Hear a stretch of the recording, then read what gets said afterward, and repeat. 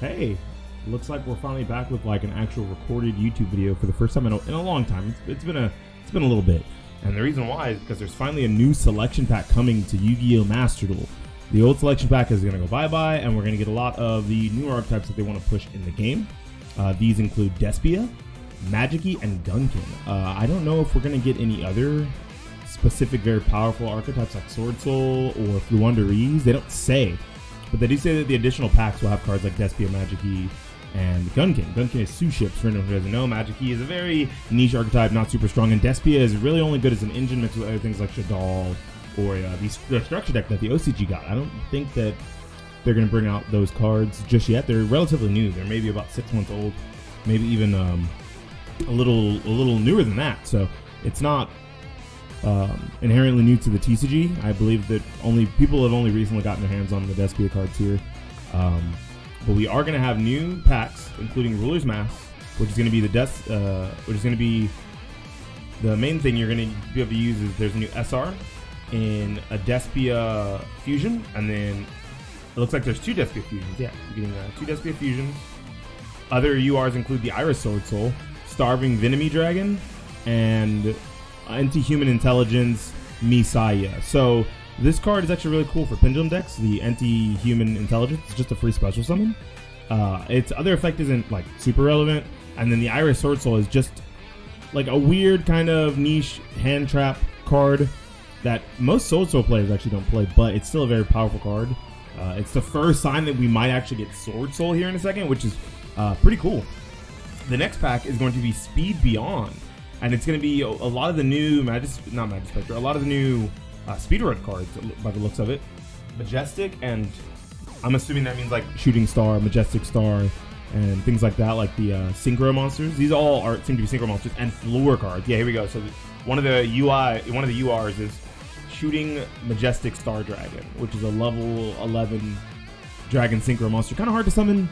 I'm sure you could like high roll into it and make it work, but I don't know if it's like the most powerful or strong, like most powerful or like smart strategy when it comes to like Synchro decks.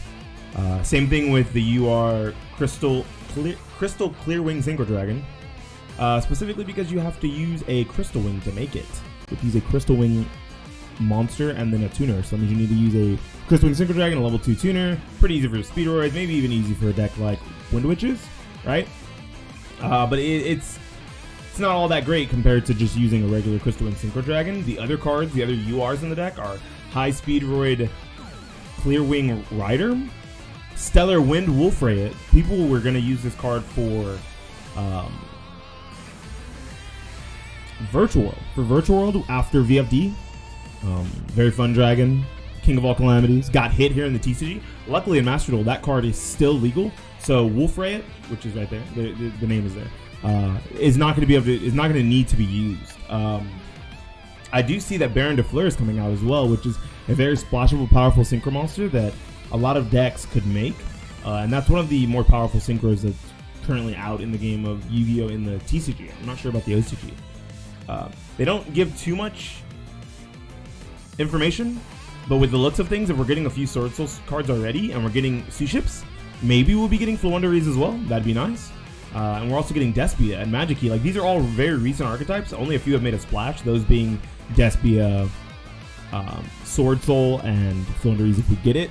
Magic-E and Gunkin are cool archetypes, and they're very cool. Like, I'm glad they're coming. But at that point, hopefully we also get B-Trooper and the rest of the Gizmet cards, because we don't have them all.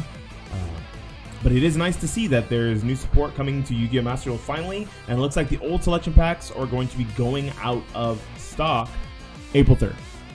So April 3rd, when the new Duel Pass drops and the new selection packs drop, the old ones will rotate out of the store, so get yourselves that Shadal deck, that Eldritch deck you've been meaning to make, that Sky Striker deck. Otherwise, you're going to be looking into these new decks that they're going to push for the future, that they want everyone to be playing in ranked, and that they think are going to be the most powerful. Just a short video for YouTube. Had to get it out.